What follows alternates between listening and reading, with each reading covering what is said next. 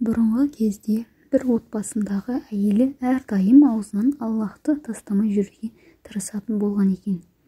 Бірақ оны еріне үйрете алмай қойыпты.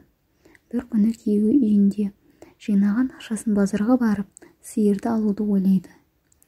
Соны әйеліне айтқан кезде, әйелі «Аллах қаласа аламын деп айтыңызшы» дейді.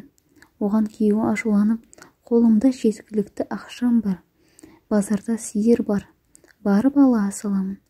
Оған Аллах қаласа деп айтудың не қажеті бар?» деп бұлданады.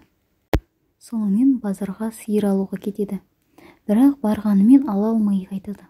Неге? Өйткені жолда ақшасын жоғалтып алған екен. Сонда соң әйелі айтқан «Аллах қаласа» деп айтудың маңыздылығын түсінеді.